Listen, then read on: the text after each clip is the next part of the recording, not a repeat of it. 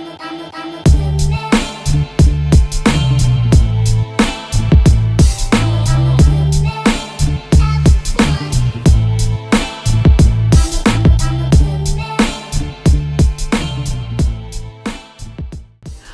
my name is Demetria, and I am a voice actress as well as a public speaker.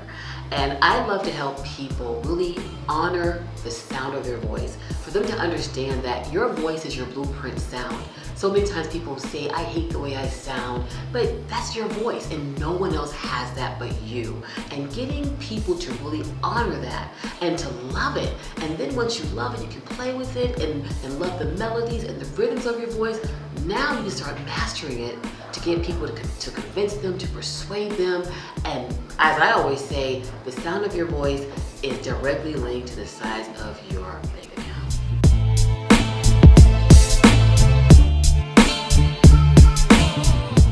When you learn how to master your sound and your voice, your speaking voice, you now have more confidence. And with confidence, remember, before words can even be effective, it's our sound that reaches people. So sound conveys emotion, and people always identify with emotion. They never say, I feel sad or I feel happy. They say, I am sad, I am happy. So if you can master an emotion, you can trigger that emotion in other people. And now they're convinced. Now they look at you as an authority. Now they feel safe because now they trust your sound. So if you can master your sound that way, whatever you have to do, whether you're speaking to an audience, whether you have to get that bank loan, or whether you have to convince that important person that you're sorry, you can do anything. The sky's the limit. But you have to start with honoring that wonderful instrument that is your unique sound.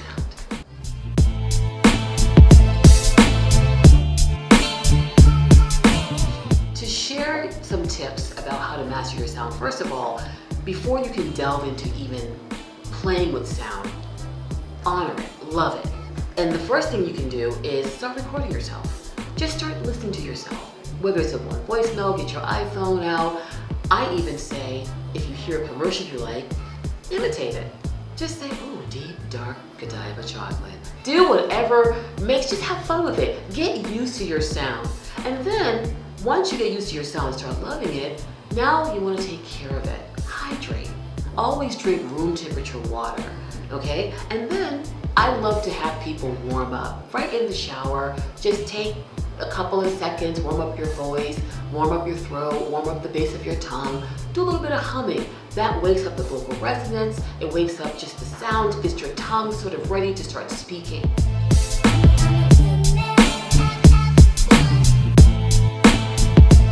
Well, mistake number one is feeling that you can't do it.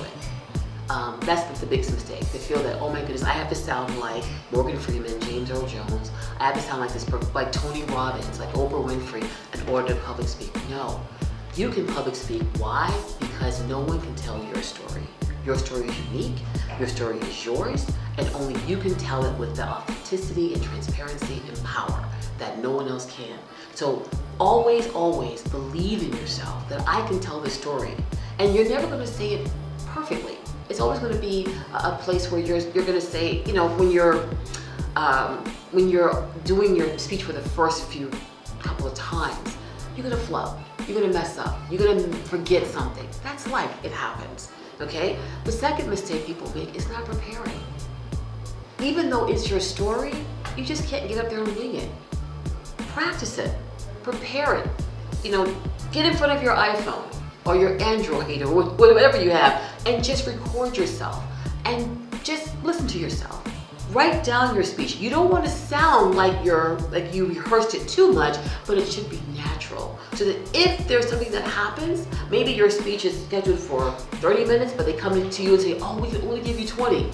You've rehearsed it so well, you know it so well, that you're able to say, okay, I can change this, I can do that. And it's not going to be a problem. And lastly, people don't prepare their voice. No matter how perfect your speech is, if you don't have the vocal rest, if you haven't hydrated, if you're not speaking in your perfect pitch, you'll get vocal fatigue. And you won't be able to make that emphasis and have that dynamic power that you want. So those are the three things I would say people really, really sort of always fall into those pits of not believing in themselves, not preparing by rehearsing, and not taking care of their voice.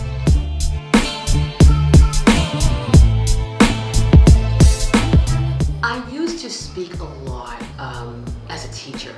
I was a public school teacher for nearly 10 years. I taught in the Boston public school system, and I taught middle school and high school, and I taught English. And a lot of my students always wanted me to read. We're reading Jane Eyre or Shakespeare. They'd say, no, Miss Bridges, we want you to read. They loved my sound.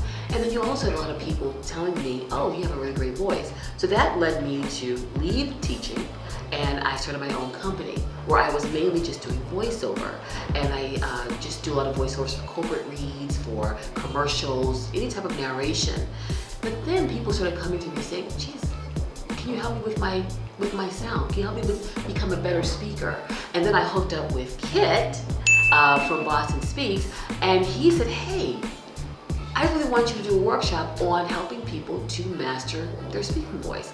And I began to help people do that and begin to speak on that and tell them, hey, this is how you do it. These are the steps you can take. And that led me to being a public speaker. I don't just public speak on mastering your sound. I also public speak on other issues like childhood nutrition, childhood obesity, because that was a personal issue in my life. I want to put my voice out there for someone else. So I have to still employ those techniques to get those listeners, to get those parents to really understand, I got to care about my child. I really have to make those changes. So that's how I got into public speaking, just as if that can be a short answer.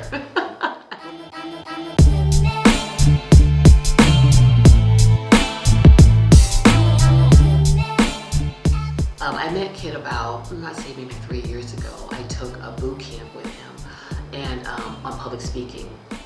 It was great, it was fun, it was interactive. And Kit has such a great personality where he really believes in community and bringing people in. To sort of say, instead of everyone reinventing the wheel, let's all sort of bring all our talents, pool them together so that we're helping each other out. So we're helping to brand each other, but at the same time, we're helping BostonSpeaks become that great platform to draw other people in. And so Kit has a great vision for that. And that was really interesting and important to me to really sort of latch on with someone who had that type of vision. And what's great about Kit as well is that he kind of takes the worry out of the whole process. He kind of sets it up for you. He gives you the platform. All I have to do is come and give my speech. All I have to do is come and teach. I don't have to worry about a lot of the sort of technical side of things. Kit takes that all out of the equation. So he makes it fun, he makes it interesting, and he's also someone who pushes the envelope. Every week, every month, Kit is doing something, and you want to be attached to someone who's always looking ahead. And so I love that because he's connected to a lot of people. He does breakfast series, he does other workshops, other boot camps. He's always doing something, always connecting, always sort of being with other people, and that's like, wow. You always want to be with someone who has that sort of vision in life. So that's what makes BostonSpeaks for me just a perfect fit. Please feel free to connect with me on LinkedIn, Facebook, even my Twitter and Instagram account. I love to connect with people. I love to create a community where we are talking about the challenges that we have and how we're overcoming together.